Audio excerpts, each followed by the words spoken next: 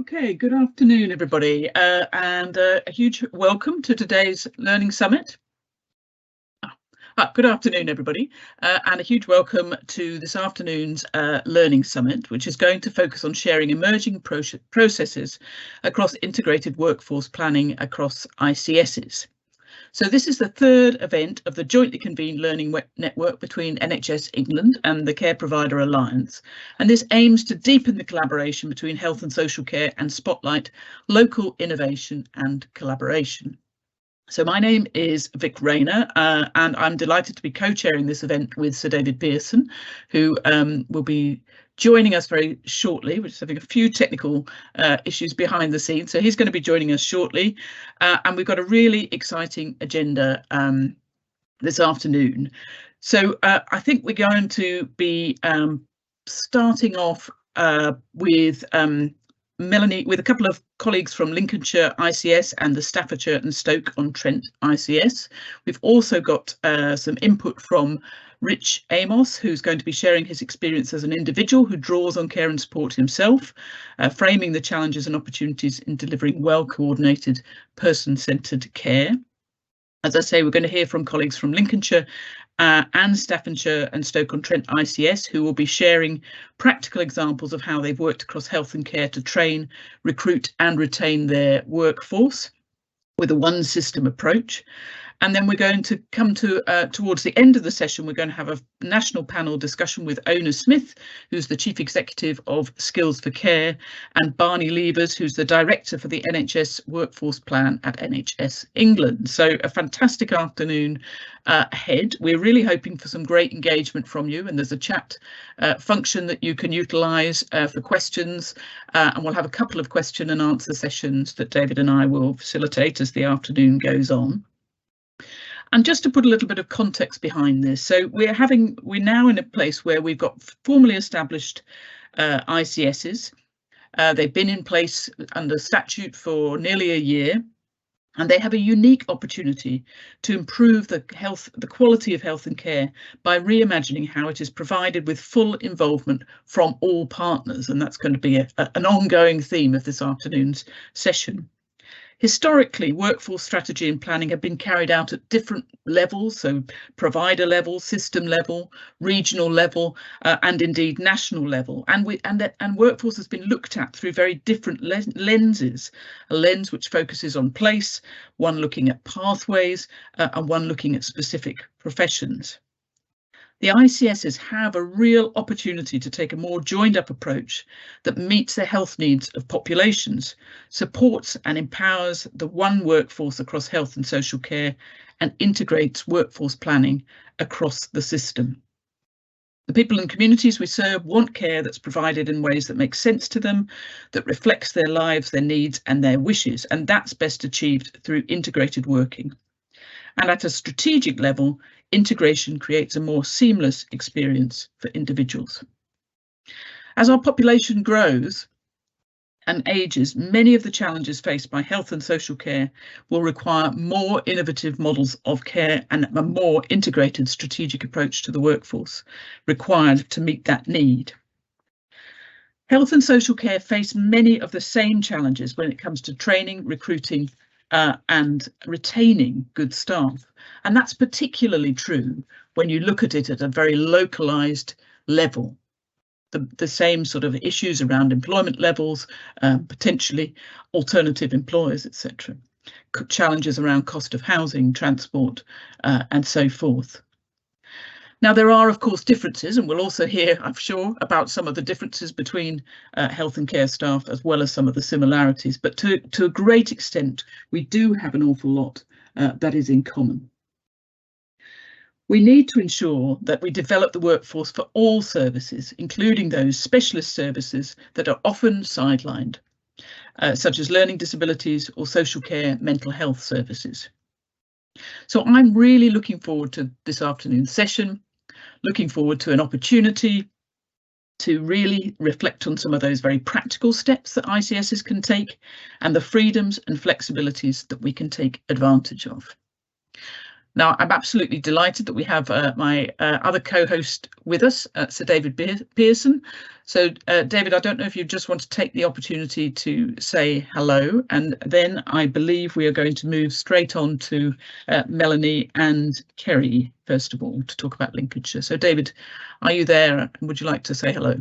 I am there, and I've battled through the technical difficulties that kept me left, so apologies for that. But can I just say welcome to today's Learning Summit from me, and the opportunity for us to focus on integrated working and planning across ICSs. And just to say that I think this is a huge opportunity through the learning network events that NHS England and the Care Provider Alliance have put together, to deepen the collaboration between us all and make a difference for local communities. And I dare say you've introduced the fact that we will hear from local partners, Vic, so so I won't go over that again, but it's just great to be here and to share with you in the opportunities for learning and development across ICSs. So back to you, Vic. Thank you very much, David. So I think what I'm about to do now is to introduce the colleagues that we have here from Lincolnshire ICS. So we have Melanie Weatherly, who is the chair of the Lincolnshire Care Association, and Kerry Lennon, who is the Director of People and Innovation from Lincolnshire Community Health Trust and the Senior Responsible Officer for People from Lincolnshire Integrated Care System. So they're going to talk to us a little bit about partners across health and care, training, recruiting and retaining via a one system approach. So there's going to be slides here from Melanie and Kerry, and I understand that those are going to be shared and available for everybody afterwards. So do be assured that you'll get a detailed copy of those. So over to you two. Thank you, colleagues.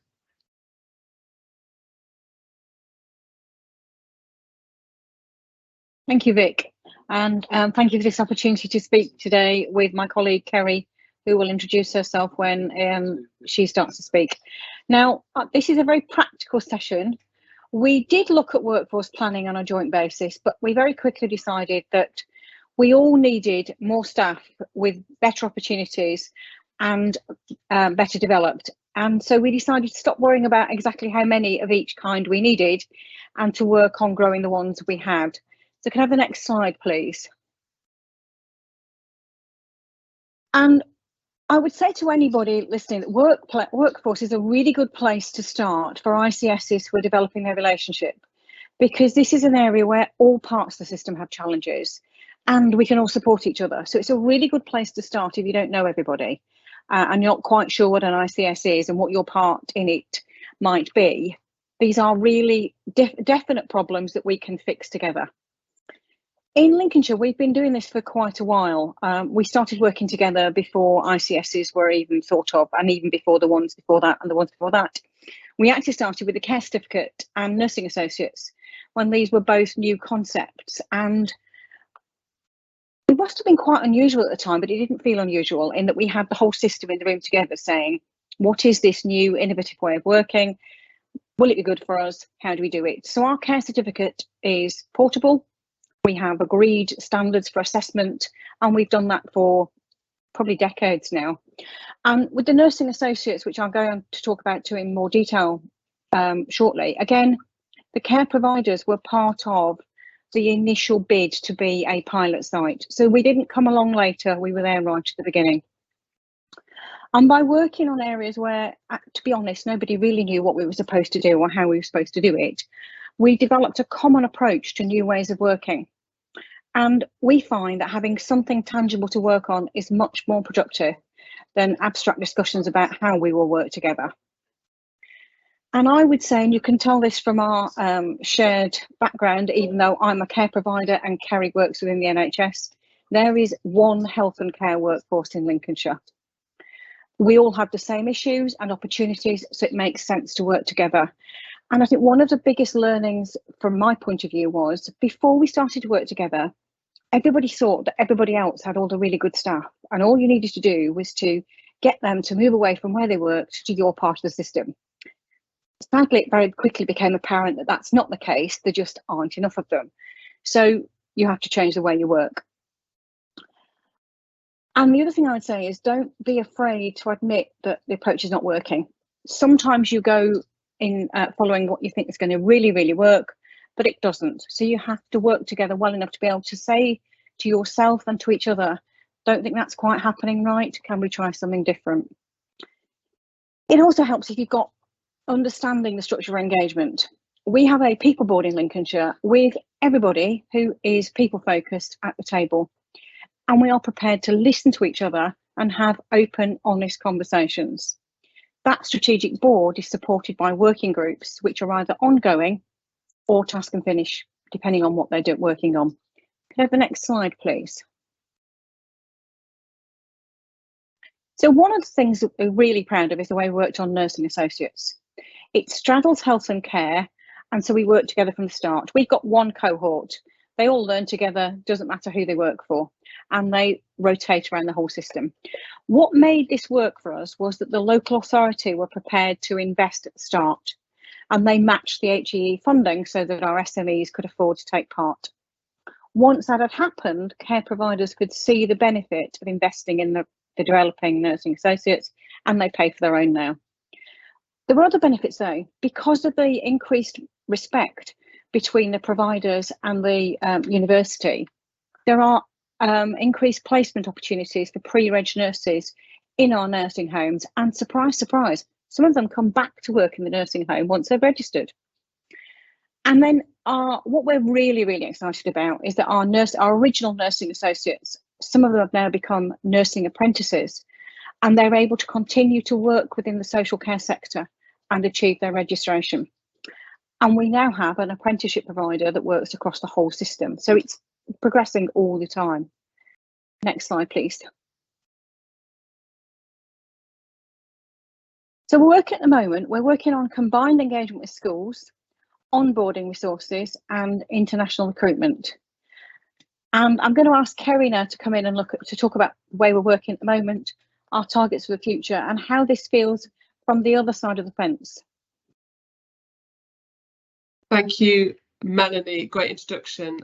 Really delighted to be here. Not a forum I've been on before, so thank you for inviting me.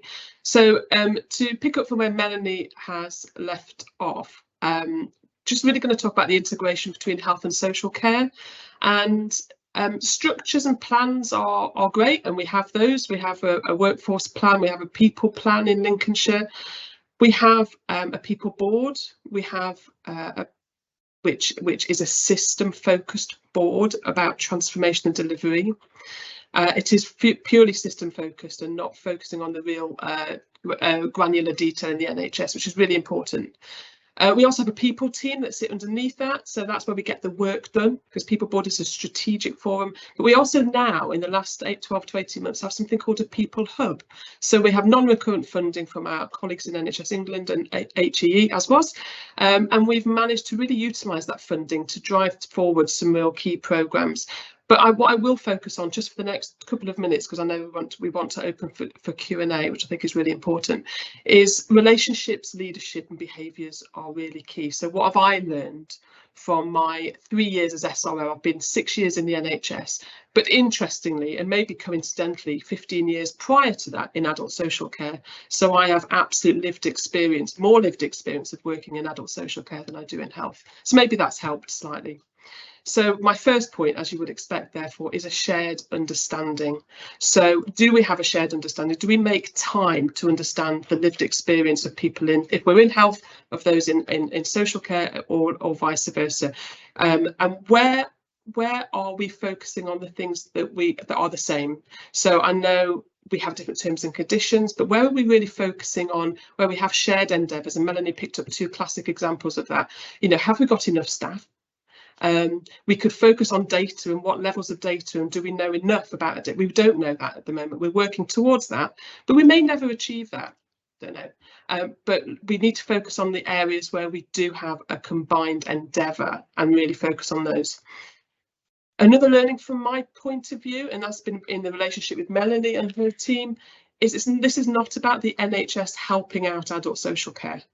and there has to be parity of esteem. Now, I appreciate that doesn't, from a terms and conditions point of view, that is it's not even an elephant in the room. That's the really key difference. However, this is not about, we can learn in NHS from adult social care. I've had calls with colleagues in adult social care where we can learn so many things around recruiting in really hard to reach environments, care closer to home, diverse workforce, dispersed workforce, particularly in rural areas such as Lincolnshire, and cost of living has been a really key learning for us in the NHS. So this is absolutely about learning from each other rather than NHS helping out adult social care.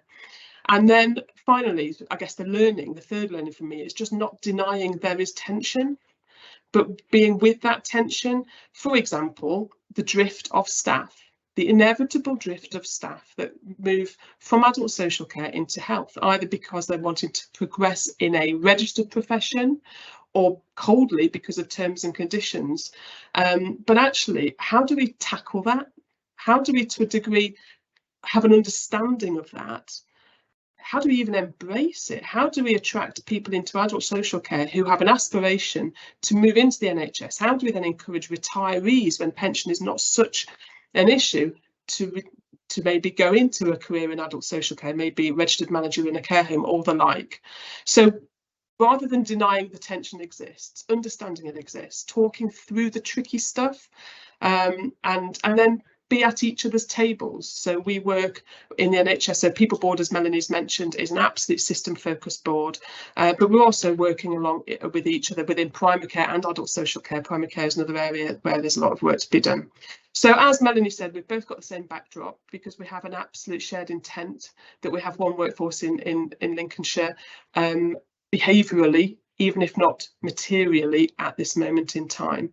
We are at the start of a journey, so we're not sitting here saying we've cracked it, we've got a toolkit and here's our toolkit by any stretch, but we've got some learnings and we're still at the start of a journey, but we've made some headway, and some other work that we're looking at doing as well. But I will pause there if that's helpful, because I'm just conscious of time and I don't want to get us off. I can keep talking. Okay, thank you very much, Melanie and Kerry. Really appreciate those very helpful insights and very practical, as you say, in terms of thinking about starting from the premise of what do we really need to do, and how do we work together to achieve that. And I thought there were some really interesting reflections that we might come back to in questions. And just to remind people, there's an opportunity to include some questions and thoughts in the chat. We're going to have a Q&A session once we've heard from a number of other colleagues. But some of the reflections I was thinking about was how the nursing associate experience that you described, Melanie, would be particularly helpful when we start to talk about some of the delegated healthcare task work that's been happening, where social care staff have a new sort of framework within which to think about carrying out some of the key tasks that health staff, particularly community health staff, might well have delivered previously. So that seemed to me one thing.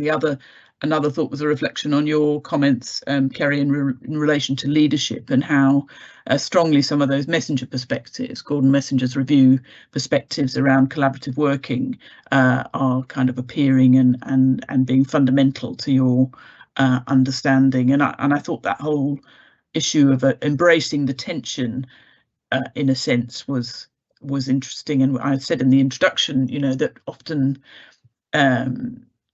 the roles in either sector were looked through a particular lens, and one of those was the professional lens. And I think it's really difficult, isn't it, to still think that we end up talking about one cohort of people who want to see things in a professional capacity and one who don't, and yet we want them to work as the same workforce. And I think that's probably one of those tensions that whilst it's important to acknowledge and work alongside, is also important to recognise we have to address that properly at some level going forward. So thank you very much for that, and I hope that sort of triggered some thoughts and questions for people in the audience. I think we're going to move on now to the second system example, and I'm really delighted to welcome colleagues from Staffordshire and Stoke-on-Trent ICS. So we have Martine Stokes here, who's the People Resourcing Manager from Staffordshire and Stoke-on-Trent ICS, and Ruth Beard, who's the Recruitment and Development Manager from Staffordshire. It's very complicated to say Staffordshire and Stoke-on-Trent ICS as well. And look, they're actually, are you in the same room? We are. How exciting. We're sitting next to each other, which is unusual, isn't it? It's very unusual.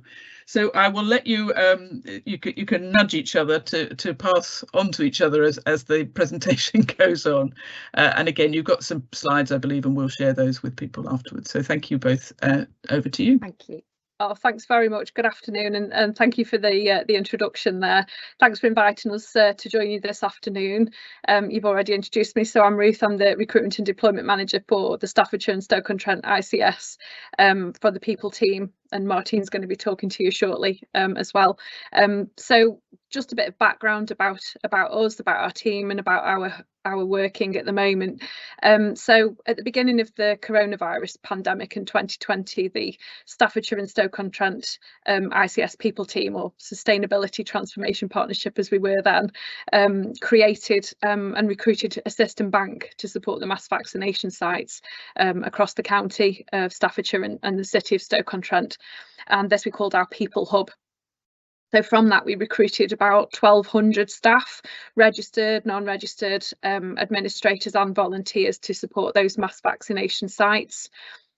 Since then, obviously, as people have returned to employment that they were furloughed from, hospitality, retail, leisure, etc., the numbers have reduced, and we've been left with people unable to book vaccination related shifts because obviously the booster programmes have completed or they're reducing now, but they still want to be engaged in the health and care sector.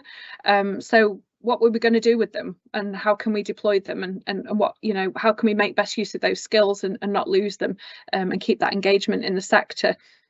So we started to think about reserves.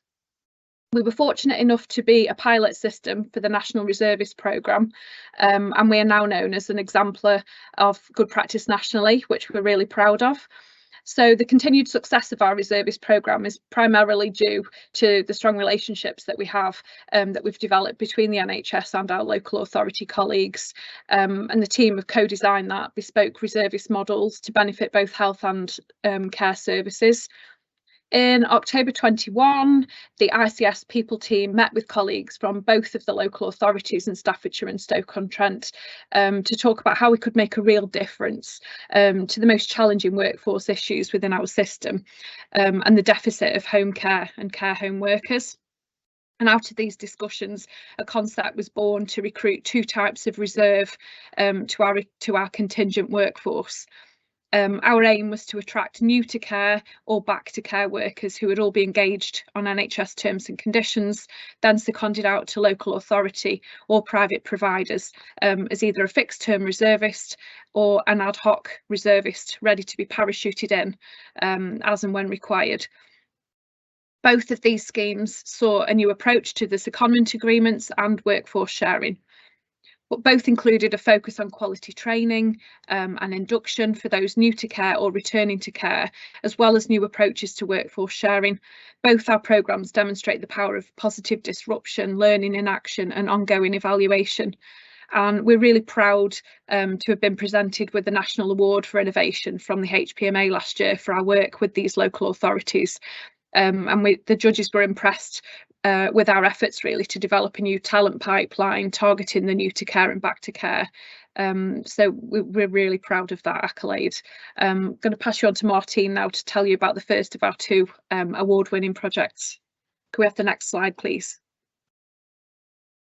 Yeah, good afternoon, everyone. So this slide just allows me really to talk about one of our projects, and we worked really closely with our colleagues, with our partners in Stoke-on-Trent City Council to attract, as Ruth said, new to care, so as not to destabilise the rest of the market, but to recruit new to care workers for the council's brand new enablement service. And we wanted to appoint these new to care workers on NHS terms and conditions, but then second the staff back to the council on a day-to-day basis.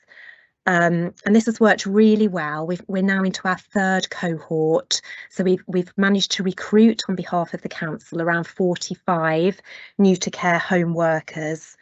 And our approach has been to recruit just against values and behaviours, so regardless of any previous experience that candidates might have had. And I think because of that, we've managed to retain the staff as well, and we're really proud of that. Because it's been a brand new service within the council, there hasn't been that real pressure to get staff up and running and out on runs as soon as possible. And the management team within the brand new service has been really able to nurture, grow and develop those staff as they've gone along. We've also offered flexible hours. So again, because it was a brand new service, we've been able to experiment and offer flexible working, which we know is a huge blocker, don't we, to people moving into the sector. Recently as well, since Christmas, we've also offered an initiative whereby we've paid for driving lessons, a course of intensive driving lessons for successful candidates. And again, that's allowed us to open up this role to many more people across the system. So the first cohort started in March 2022. As I say, there's been 2 further cohorts since then. And as the 12-month contracts have come to an end for these staff that we've recruited, we as a people team have worked with the individuals to find them a permanent role in the system, whether that's staying with the council, moving to a private provider or back to the NHS. So it's been a purely, a really collaborative effort. And we've actually paused just slightly now on recruiting, just whilst the new starters in bed, and then we'll reopen the adverts. And this is something that we think we will continue with our local authority colleagues. So I'll pass you back to Ruth. The next slide, please. Thanks, Martine. Yeah, so the second key project has been to work with Staffordshire County Council in quite a different way and create and develop a pool of ready to go staff, your stereotypical reserves who could be released from their day jobs to drop into gaps within providers who were pressurised by staff absence, sickness. We've had a lot of COVID sickness, obviously, and hard to fill vacancies, and also support those failing organisations and providers of last resort. Being completely open and transparent with you, I won't lie, the first cohort of this innovation really just didn't take off, despite many weeks of calls, meetings, training, working in collaboration with the local authority. We drafted reserves in, but they were in the main substantive staff from the People Hub or the council. And we're obviously already working in pressurised environments with their own workforce issues, and I sort of echo what Melanie said before, don't be afraid to admit if an approach isn't working, and that's what we did. One of the biggest challenges from that was actually engaging with the social care providers to set up the shadow shifts once they'd had the training, and we found that really difficult, and we tried to work through with the local authority partners sort of to make those links, but we did struggle. So the reserves had undertaken the Skills for Care endorsed rapid induction training, and we also put them through manual handling training, Mental Capacity Act, DOL, safeguarding and personal hygiene training, but they were still unable to undertake those shadow shifts before they could go out into the big wide world of social care. So due to the unprecedented pressures on the private and independent sector, the social care providers, we were just unable to facilitate it at the time, which was incredibly disappointing and frustrating. However, we've taken a lot of learning from that now, and we've come quite a long way. And our next phase of workforce support to the social care sector is by way of creation of our social care hub, which is an extension of our People Hub. Through the support and introductions from our Skills for Care locality manager and our other local authority leads, we've now got really excellent links in with social care providers. We have access to attend their Manager Equality Network forum meetings, local manager meetings, and also events that have been organised by local authority partners, such as their recent social care strategy launch, where this integration features really highly, and it's really important point. So we've presented our social care hub workforce solution to the care providers that attended this strategy event, and it was really received with open arms, and arms went up in the air. When are you starting? How can we get involved? And how can we engage with you and get the ball rolling? So as Martine said before, we don't want to destabilise the sector, so we've gone out and we've still got a live advert, and you can see the visual there that we're sharing with you, because we want to look at people who are new to care, or people that are coming back who haven't worked in the sector for some time for whatever reason. So it's really getting off the ground now, and there's a real positive energy around the social care hub. We've got providers that are approaching us with their workforce gaps, be it maternity cover or long-term sickness.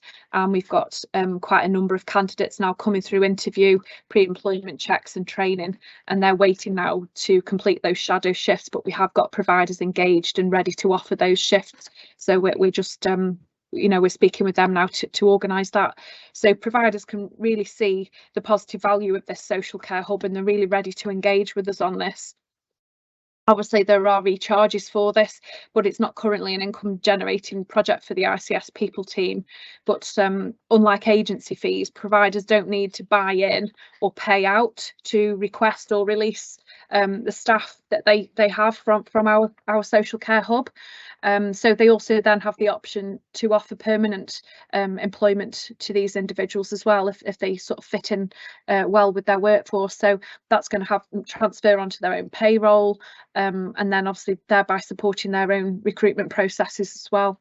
So yeah, that's the social care hub. It's really exciting, and it's the wheels are really starting to turn on that now. So I'm going to pass you back to Martine. Thank you.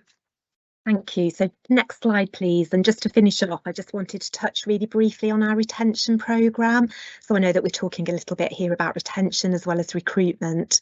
And just to mention that within Staffordshire and Stoke-on-Trent, we're fortunate that we've managed to recruit retention partners that sit centrally in our people team, but actually work with designated partner organisations. And we actually have 2 retention partners working with our social care colleagues, and what we've tried to do is, as a whole system, so health and care, is come up with our 4 key priority areas, which you can see on the slide there.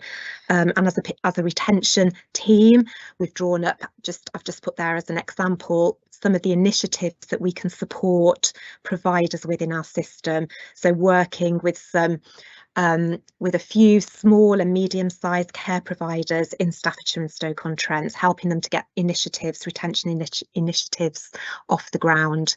And obviously you can have a look at that, and the slides will be shared. But I think we're out of time now, so I'll stop talking.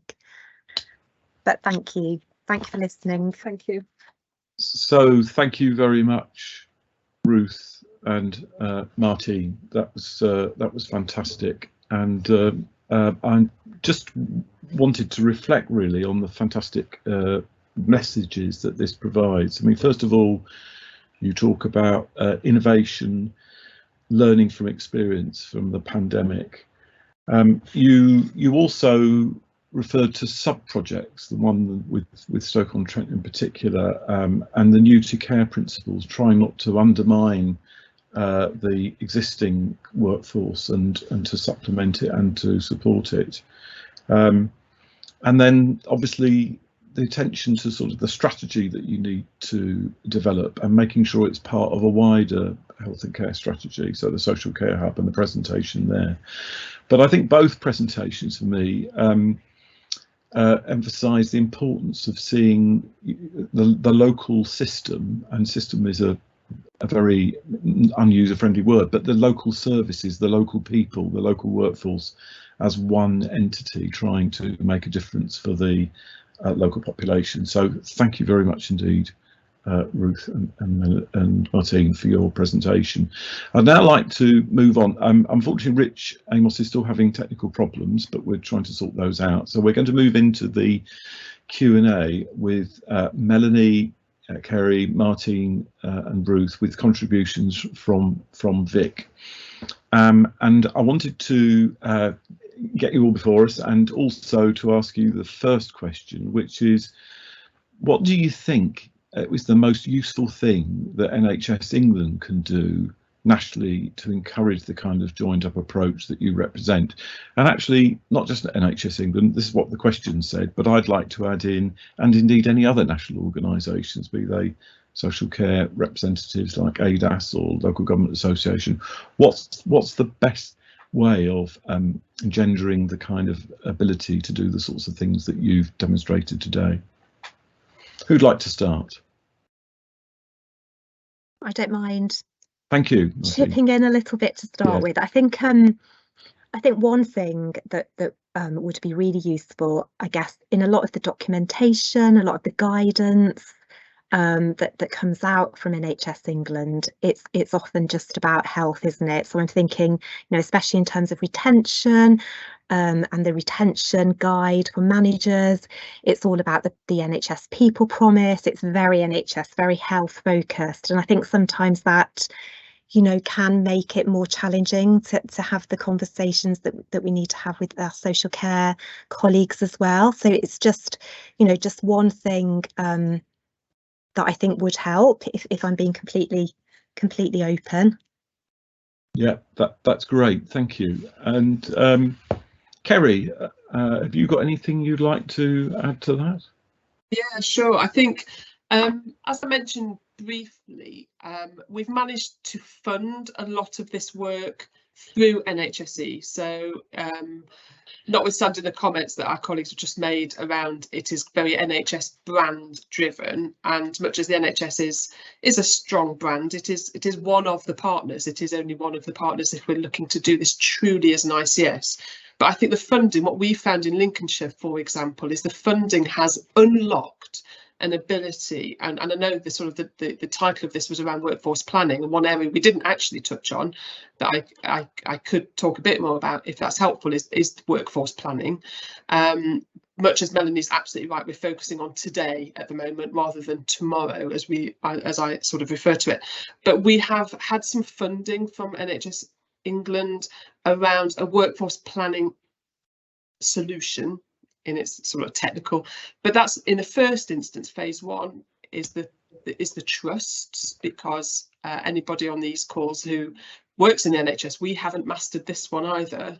I don't know if I can talk for the wider NHS, but certainly in Lincolnshire, we haven't mastered workforce planning. So we have an ability to do that. And then we're working with primary care partners, which, we have a number of PCNs, primary care networks, and standalone practices that we need to be able to support them. And then phase 2 and phase 3 are working with adult social care. So it's unlocking some funding to build some capability in the ICS, where then we can be, I don't think we'll ever get expert, but we'll be capable at understanding how we do workforce planning effectively, and then we can support adult social care and learn from adult social care's ability to do that as well. So funding is one. I would concur with colleagues in Stoke-on-Trent staffs in that have a level of understanding that we are wanting to do this as a system. So actually what we've done in Lincolnshire is taken a lot of the NHS branding off our people plan. We have nothing that says NHS on it. It is talking purely about the one workforce. You'll see the brand on behind my face doesn't have the NHS brand on it, and I think that's really important. And so but we understand from our NHSE colleagues that that's okay.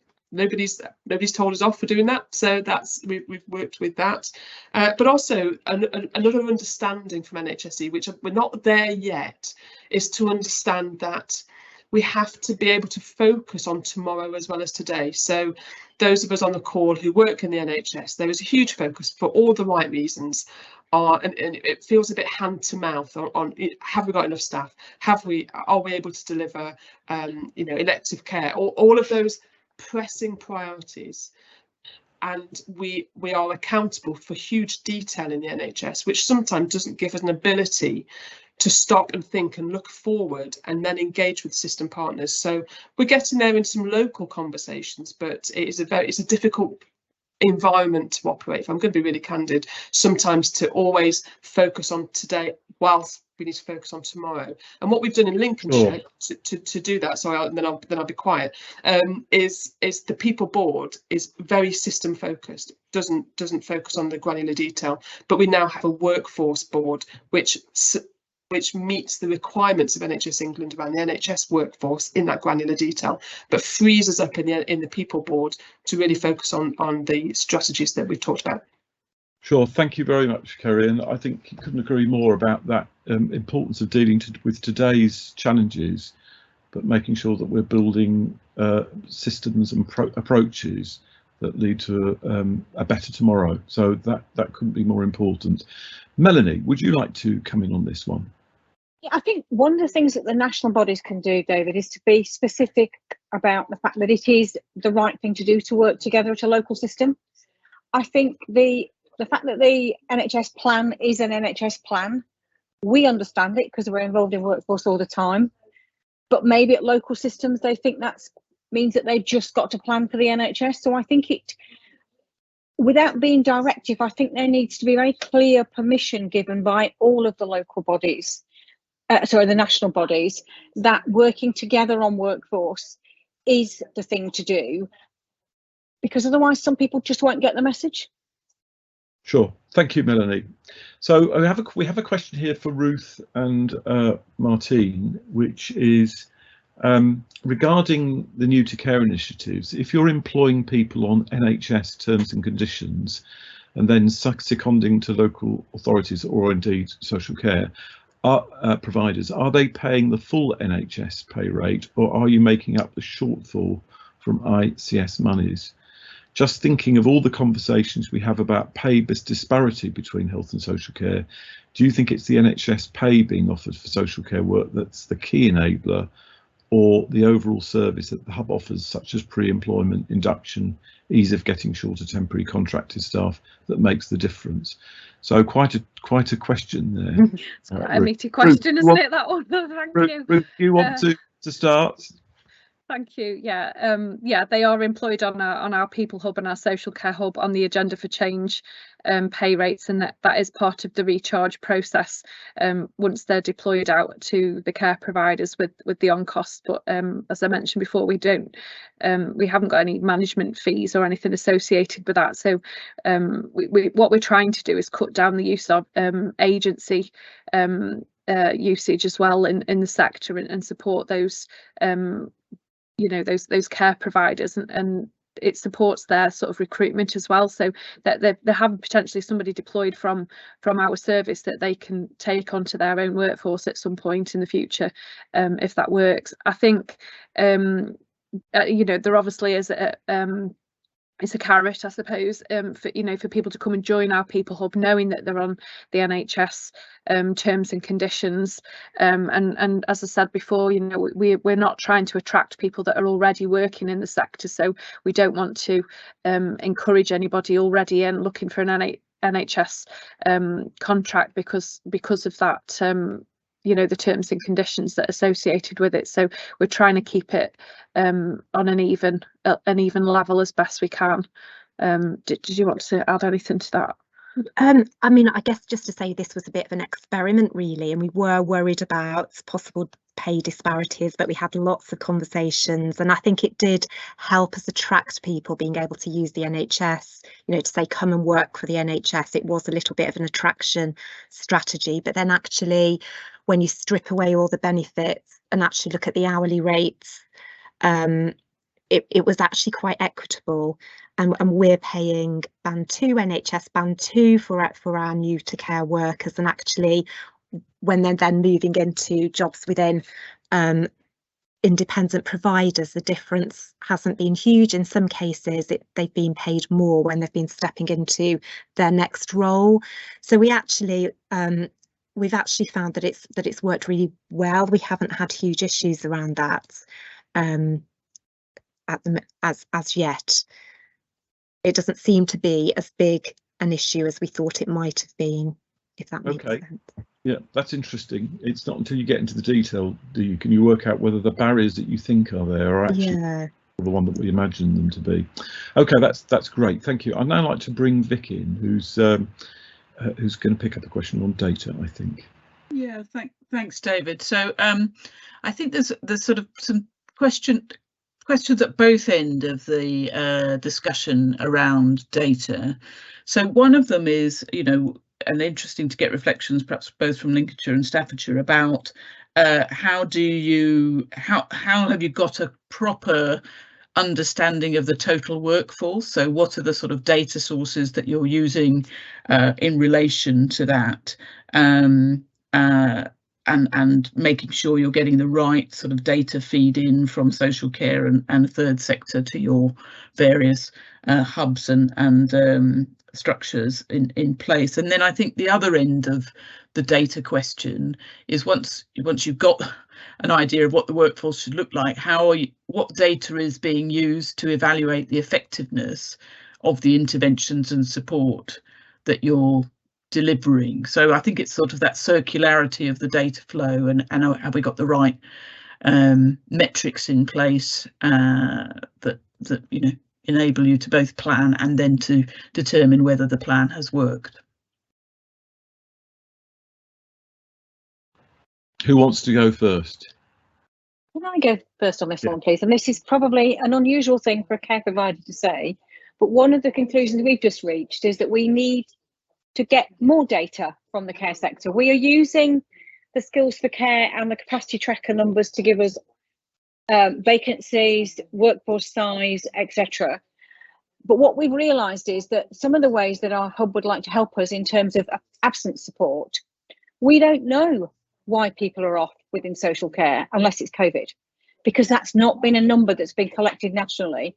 So we've actually gone out and said, maybe the care sector would like to provide data about why people are off. And I might even get to the point of suggesting that as going on the capacity tracker, which I know you're going to say is absolutely surprising for providers to say we want to give more data, but we have realised that we don't collect enough data, as particularly as SMEs, to enable the workforce planning to work properly. And I do think that is something that we do need to address fairly quickly. So that's a very insightful comment, I think, Melanie, and of course, as the person who chaired the government's COVID-19 workforce of social care, and one of the things that I certainly found during that rather pressured time was that it was very difficult to provide the right kind of support if we didn't have the right data, and I thought the sector responded magnificently to that. So there is plenty of experience we have of pulling together to get the right kind of data. Vic, does that answer your question? I think there's something about, I think Kerry was going to come in about this as well. Right, come in, Kerry.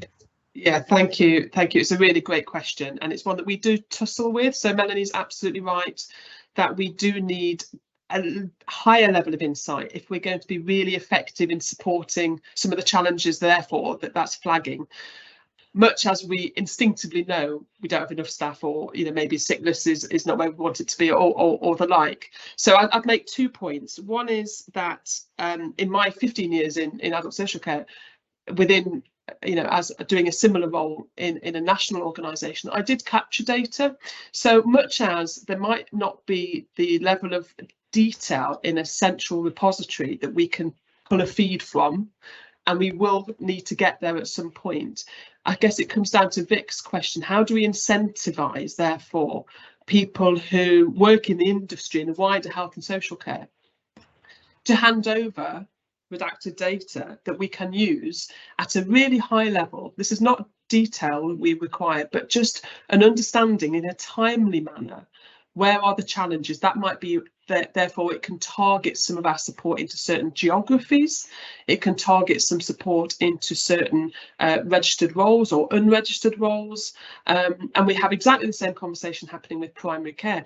It's the so what? What will they get to hand over data? If I worked in a national organisation previously, why would I hand over any information to Lincolnshire? Because I have a real issue in that area to recruit and retain staff. And so therefore they might be able to help. So it's a really complex matrix operation, I appreciate. But it comes down to, I think, Vic's point earlier was about how do we incentivise people to do that? in the absence of having a repository, which, you know, the Skills for Care capacity, you know, we do have a dashboard at People Board, which is a very, very high level dashboard, and the NHS feed into that, the NHS trusts feed into that, primary care feeds into that, adult social care feeds into that, and all we can look at really is the trend, because it might not be the same time, we're not necessarily comparing apples and apples, but we can see whether a trend is going up or whether it's going down, and therefore have we got a rising issue, a risk coming, or have we not? It's a bit clunky, but it generates the right conversations, and there's a phrase that I've pinched from somewhere else, which is a dashboard is a campfire around which we love to tell stories. So what it does is provides that basis for a conversation, and at a very high level I still think we have work to do, but we have something we're working with in Lincolnshire at the moment, but we're certainly not there at the moment. Okay, well that's great, and can I thank you all for this particular session, Melanie, Kerry, Martine, and Ruth, and of course Vic for her contribution to this discussion, and you know, very inspiring examples of things that you've done in quite challenging circumstances. So that's fantastic. So I'm delighted now to be able to hand over to Rich Amos, who's battled through the challenges of technology to join us. So it just goes to show that some of the best things that happen have some of the greatest challenges, because I think I've heard Rich a number of times and always found it very inspiring to hear about his lived experience of integrated care, and also he's going to give us a little bit of an idea of why workforce is so important, and the grounds for challenge and optimism. So Rich, over to you. Hi, yeah, sorry about the IT difficulties, but I'm here now, which is the main thing. It's lovely to be here at the session, and I guess my purpose of what I want to try and get across today is how services need to be more connected.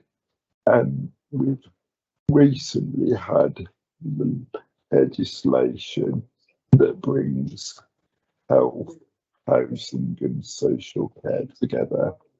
And it's really important that those three big services join up and talk to each other, because at the end result is a person, a human being, who often can feel slightly confused when services don't really understand or are trying to get to grips with new ways of working. As a person with lived experience, I'm able to contribute to lots of different forums, but one of my biggest passions is to say that I'm more than a person with lived experience, and whenever working alongside people who use different services, it's about taking a whole person approach to understand the background of where someone's come from and to appreciate all of their identities. So it's not just lived experience alone. I think in terms of today's discussion and workforce is really important. We've seen over recent times through COVID just how strong and resilient workforce is, but it has to be tailored and it has to be personalised to individuals who are receiving care, and not a blanket approach. Personalisation is really high on the agenda, and people like me want to be able to feel empowered to be in charge of our care and to be able to live live lives that allow us to achieve all of our ambitions. And that begins with having the right workforce, which in my case is through personal assistance, but workforce across the NHS as well is about making sure that people are in the right places for the right roles. Are people allowed the opportunity to progress? Are there self-development opportunities for individuals to see the profession they're in as a to be able to progress? For me, individually, I'm really into co-production, and that really is how services should be designed. It's about aiming input from people who use services to be able to shape the design of how services should be personalised. And with that comes a few offshoots which empower individuals to have a direct influence at 3 levels of strategic, service level, and operation level of different aspects.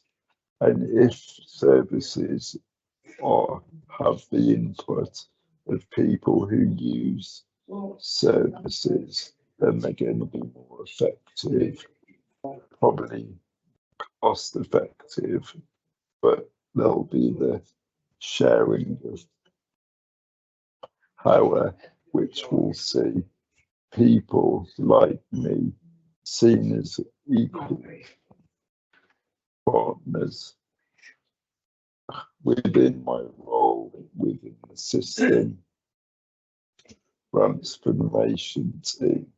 The public advisor take on the role to have direct input into the architecture aspect of NHS and how behind the scenes a lot of the work is going to be influenced by people who, like me, have involvement with different services on a day-to-day basis, which for me spans health in the region of routine hospital appointments, engaging with physiotherapy, occupational therapy, but also the maintenance of my seating and my posture, and that really defines who I am today, because if I didn't have all these specialist inputs, I wouldn't be as mobile as I am, because when I'm sitting down all day in my chair, I need quite a lot of intervention to be able to be as flexible as possible, and without conditions that I have, I need a lot of coordination from different consultants to make sure I'm as healthy as I can be. I guess one thing that I would like to challenge everybody with is remembering that the NHS is a human orientated service, and sometimes it feels as though policies and procedures tend to dictate how things are delivered.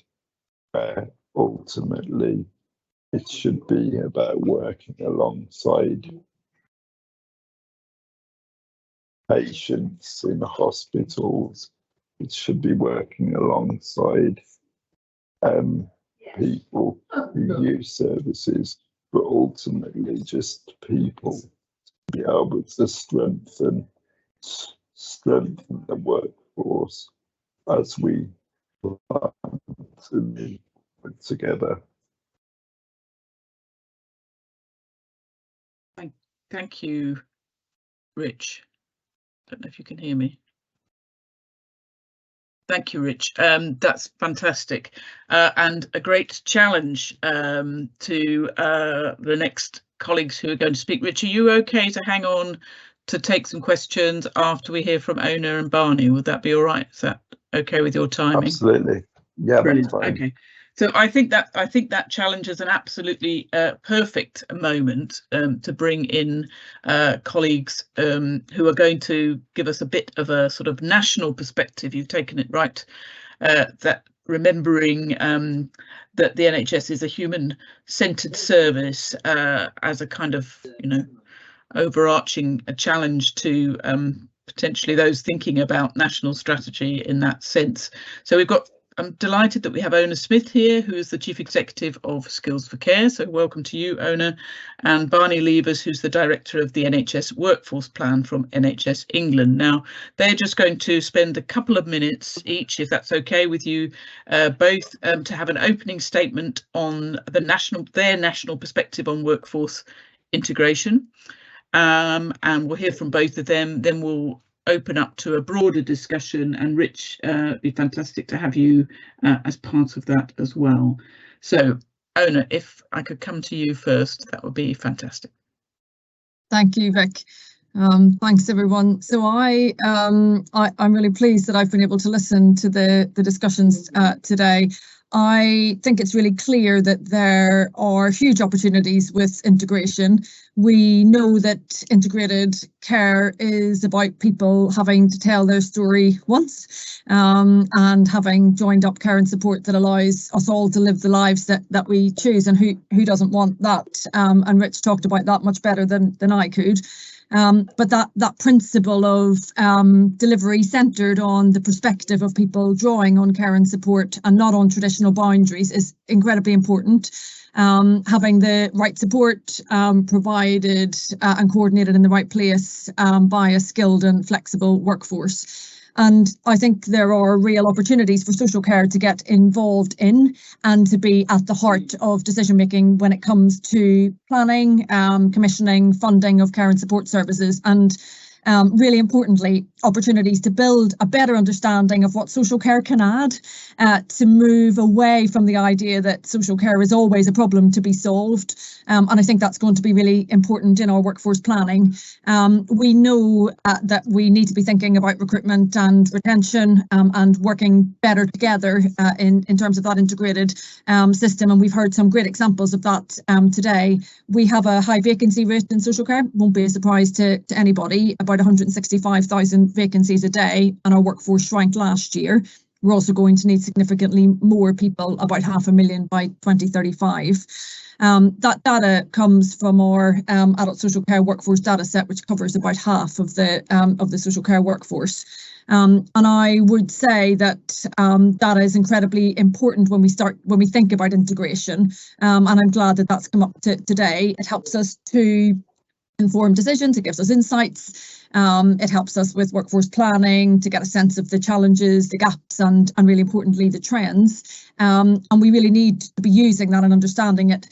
but we also need to plan for the future. And again, that's, people have been talking about that. Otherwise, we only have a picture of today and we don't know what we're trying to build. So thinking about and sharing that, joint training, thinking about new roles, how we delegate health tasks in a way that has that recognises through remuneration where those tasks are being delivered is all really important, but has to be thought about strategically. And it was really helpful to hear Melanie's view on the gaps in the data, because it's only when we start to really get under the skin and start to use the information and interrogate it that we're able to see the gaps, and the benefits come from the use. I really like the campfire analogy. So I do think that there's huge opportunities, but that doesn't mean that there aren't challenges. We're often competing from the same pool of staff in health and social care. That's not always a bad thing. If people move between the two, it's a real opportunity to build understanding. If that movement is only one way, it becomes a challenge.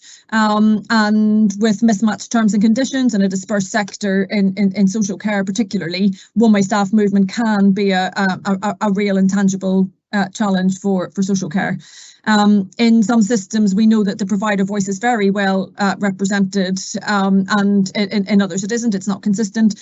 And in some systems, social care is seen in terms of our assets, what we can teach as well as what we can learn, but not in all systems. And it was great to hear Staffordshire and Stoke-on-Trent, and I promise I didn't bribe anyone to say lovely things about Skills for Care. They set it off of their own volition.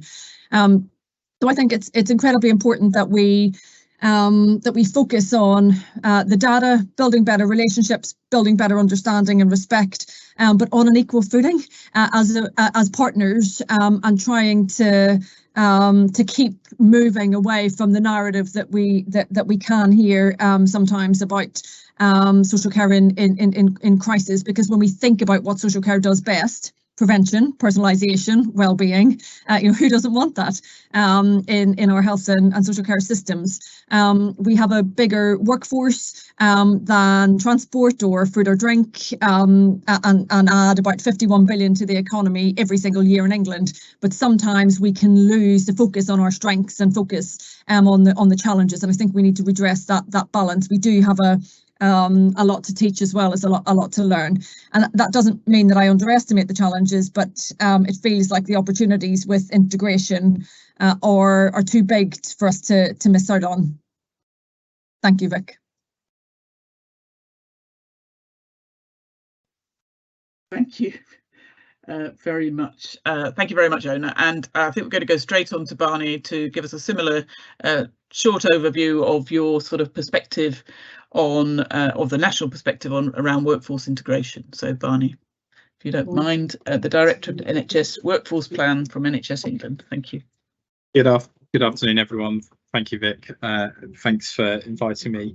I thought it must be helpful, because I suspect I'll get questions otherwise, just to set out very briefly where we are with the NHS long-term workforce plan, and how it relates to the broader health and care sector. So the long-term workforce plan is, and then I'll just mention a couple of things about integration. There's some really excellent points from Una there, which I strongly support. So the long-term workforce plan is trying to set out supply and demand for principally for NHS staff over the next 15 years, reflecting kind of NHS England's areas of responsibility. But within that, we're also considering that we can't, our supply doesn't operate in isolation, and so we are making allowance for the proportion of staff that need to that don't go into the NHS, that we train and actually go into social care, that go into private providers, and into kind of academia and all the rest of it. And so it's in everybody's interests that we kind of land this messaging around needing more staff working differently across the health and care sector, so that we can establish much more sustainable and strong pipelines going into kind of the whole of the care environment. And publication is due shortly. We're currently, the plan is completed from our perspective, and government are just working up their kind of response to the plan, and then we hope to be able to publish in pretty short order. So Obviously that limits a little bit what I can say today, but it's a useful opportunity, and within the plan we're thinking very hard about how we create a workforce that can provide, you know, the different services that we're going to be needing over the next 15 years, thinking particularly about how we're integrating services out of hospital and supporting, you know, both within the NHS in sort of primary community and in mental health, but also in the broader health and care sector, and what sort of skills we're going to need to deliver that. We're obviously also thinking about recovery of services for you know, post-pandemic, and thinking about the service plans that the NHS will release and how we support those. We're also thinking about training and how we can reform training to both make it more efficient, but we also want to sort of change the shape of training using many more apprenticeships and thinking about training opportunities and how we can make place, you know, particularly I think about how we use placements across, as I said, you know, a whole range of services, not just all congregated in, you know, one or two big institutions, but including thinking about how we can create more opportunities for staff in training to do placements outside of the NHS in social care and in other services such as that.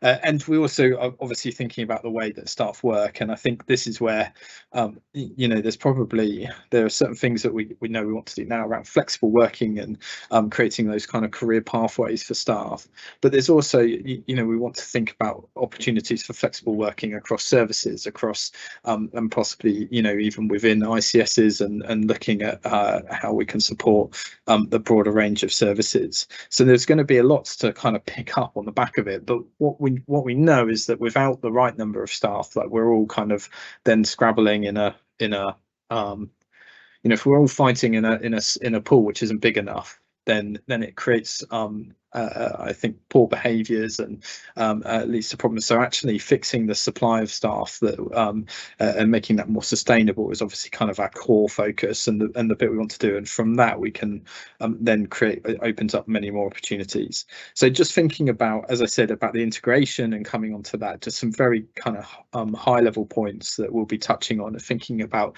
the skills that we need. So how do you combine the sort of specialist skills that you know, as care in many ways gets, you know, in more kind of hyper specialist in very specific areas, but as we deal with patients with, you know, multi-morbidities, actually those general skills that clinicians perhaps learn early on, we need to retain, you know, through CPD as they go on, and actually build into some of the training curricula to ensure that we're able to kind of care for the whole of the patient, you know, and really, as Rich was just reminding us, you know, that really patient-centered care is going to be kind of critically important. We need to think about the skills for that.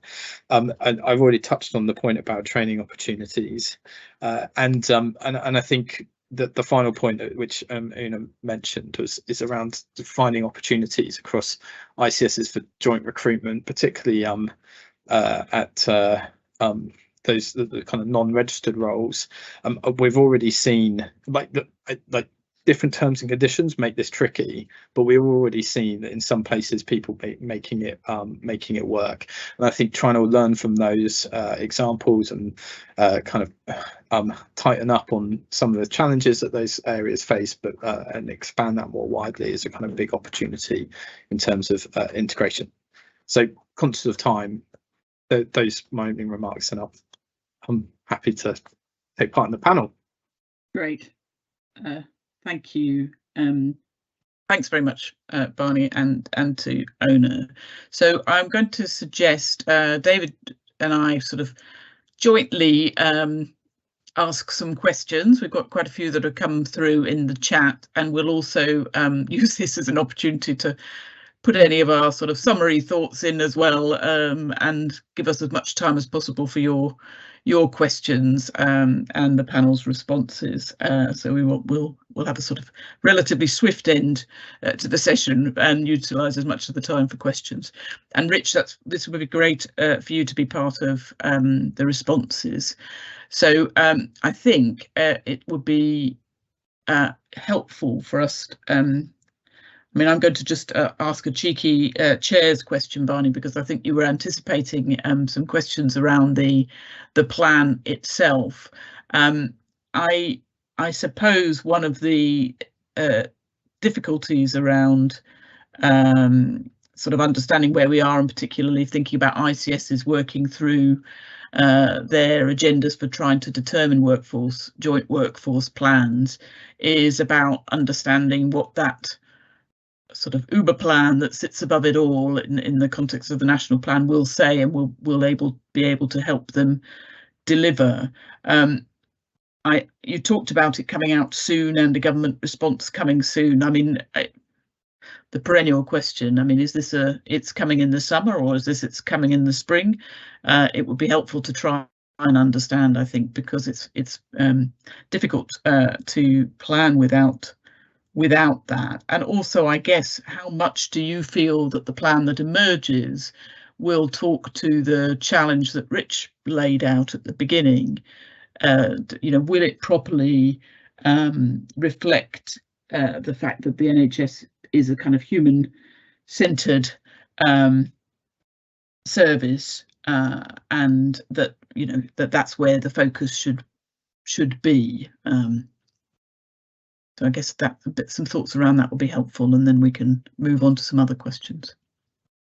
Oh, and sorry, just one more thing here in the chat. So there's a question which asks about whether this is the workforce plan you're referring to is the same as the Framework 15 plan that everybody, quite a lot of people, I suspect, on this call spent an awful lot of time engaging with and should have come out last summer. Yeah, thanks, Vic. So I'll cover off that last point first. So Framework 15, the long-term workforce plan, is used all the engagement that went into Framework 15, and you know, I've obviously Health Education England and Education England have joined together, and so we've obviously got the benefit of all of that work and that thinking that was done. It's a real shame that it wasn't able to be published, because we really wanted to publish it and use that as almost as a springboard for kind of further consultation, which we've done, and we've had lots of excellent engagement, including with I'm sure many of the attendees on this call. But so none of that work has been lost, but it you know, obviously it hasn't been able to be quite as transparent as if we'd been able to publish Framework 15, so but it's very much kind of been building on top of that, and we're conscious, you know, that ICSs are kind of in full-blown planning mode now, thinking about their 5-year plans and getting those back. And the thing about, we are producing a long-term, but it's unashamedly a long-term workforce plan. I think, as in, we know there are real challenges right now that need fixing, but we also know that the main reason for that is we've never done any long-term planning, and rather than try and do both all in one kind of segment, what this looks at right, what are the long-term challenges and what actions do we have to take now to set a workforce sort of on a sustainable path. And so the actions that we're going to be doing are going to therefore take, you know, we know the challenge of workforce, everything takes multiple years to kind of have an effect. And so whilst we're not saying, you know, like, oh, for the next couple of years we're in no position, I think, you know, there's lots of work thinking about how we manage the workforce over the next couple of years. The focus of the plan is definitely long term, and so my hope is that even with the slightly or very delayed publication, depending on what you see as your start date, and your perspective on it all, my hope is that it will still be incredibly useful document to systems as they start to think about, you know, their sort of medium to long term strategies and how they go about tackling those, and what's sort of coming, you know, what's coming over the hill, and I think we'll be as you know, in the plan will be as clear as possible. It will have numbers, you know, very clear about what, you know, our anticipation is. I mean, and in fact, all of those, whilst that will kind of add up to some big macro numbers, I'm sure will probably be where the headline writers focus when it comes out. All of that is based on actually a quite granular sort of bottom-up model of, you know, where where we think patient need is going to be coming through, and that kind of comes to your final point, is that, you know, we're trying to make an assessment across the entirety of sort of the NHS services about the demand, about what patients are going to need, about increasing acuity, about changing case mix, about the demographic pressures that we know are coming through, so that we have the staff that available to kind of care for patients and look after their needs. But we're not just trying to do it in the same way that it's always been done. So we're thinking about how can we actually build that wraparound care models that we need. What sort of roles are going to be coming in, thinking about coordination roles, about those kind of patient liaison elements, and actually making a specific pitch to that some of these newer roles that can really fill in some of those gaps and help coordinate care, that we want to see, much bigger and significant increases in those. So okay. That's the plan. Yeah. Okay. Thank you. Thank you. I mean, on date, it's really tricky. Really tricky. That the official line is shortly. I genuinely believe shortly will mean will mean kind of. I don't think we're waiting till the other side of summer anyway. The NHS birthday is on the 5th of July, 75th, and look, I'll just put those 2 points in and we'll see what happens, but okay. I honestly can't guarantee anything. That's not within my gift today. Okay, thank you. Thanks, Barney. Thank you, Barney.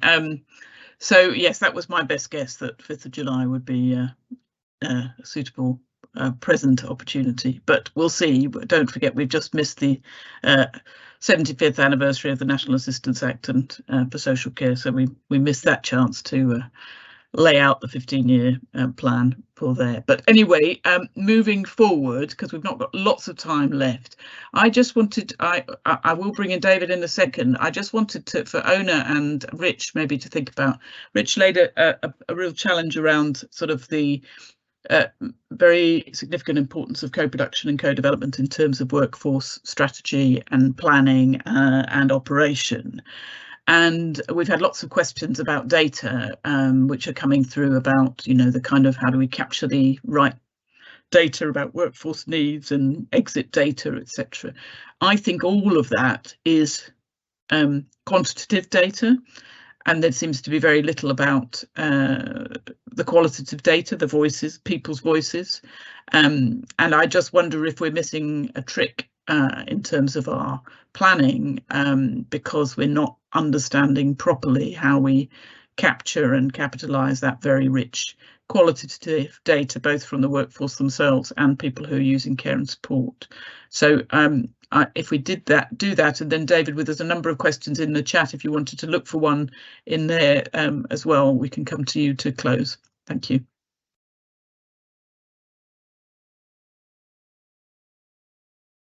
Sorry, Vic, was that a question around? That was a question for you or Rich about qualitative data. The voices, the data of people, because I think we're building a giant number machine.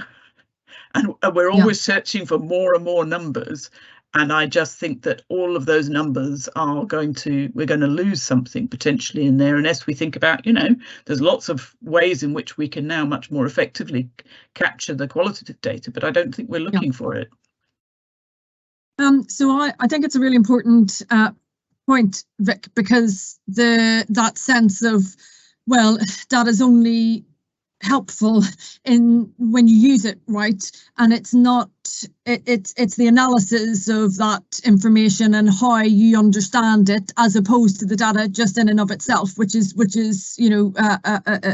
all open to interpretation. So you need the understanding, and it has to be about intelligence. But also, I would say, thinking about social care, we've got in the NHS, we've got the NHS employee survey, which is done once a year, which talks about and understands the experience of people working in the NHS, and the intention is to do that in social care on a regular basis. So I was really interested in the reflections on exit data, which we don't collect. We don't know why people leave. We have a sense of where they go to, but we don't know why, other than at an organisational level. We don't know people's experience other than proxies for that. And so all of that is going to be really helpful for us to really understand at a qualitative level what people's experience actually is, and to be able to do some of that read across with the NHS. So that's on the workforce point.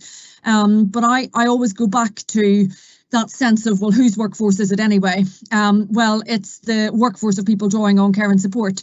And so it's not enough for us to think theoretically about what it is that we need and what we have now. We've got to be asking and working with people drawing on care and support to think about what they want and need in their workforce. And that has to be part of that future workforce strategy, because if we don't know what we're trying to achieve, then how do we know whether we've got there, and how do we know the steps to get there? And so I think that workforce of the future conversation is something that has to be the starting point of any workforce strategy, and that has to start with people drawing on care and support. Thank you. Rich, do you have a thought about that? Yeah, I think as much as data is really important, the flip side to data is about understanding what stories are of people and the experiences that people go through. And when thinking of some of the situations and circumstances of who the NHS supports along with social care, it can be very traumatic for somebody to need support in the first place. So it's about understanding the starting point of where somebody's coming from, enabling that ambition you had. So there's flexibility to drive people towards ambitions, of passions and desires, but also about making sure that people who support individuals are the people they want, that it's a personalised team around individuals, and they're not being stuck with someone who isn't matched to their behaviours or interests or hobbies. Because people, for example, I have to spend 24 hours a day with my PA, so it's essential that we get on really well and we have that connection in the first place. And if that's not there, then it can lead to quite a destructive relationship.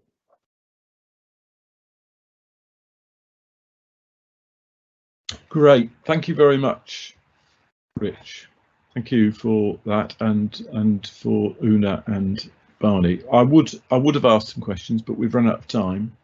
And what I'm going to suggest is that there's so many great questions we haven't had a chance to answer, that we collect those and we formulate some answers that will circulate afterwards, which we will get various contributions from. What I would have liked to have asked Barney and Ona is, as national players in the field of workforce, what would be your advice to local systems about what you'd ask them to do, and also if you were leading it at local level? Unfortunately, I haven't got time to hear your answers, but I really wanted to ask that question. So we'll that's a little bit of notice that may come to you.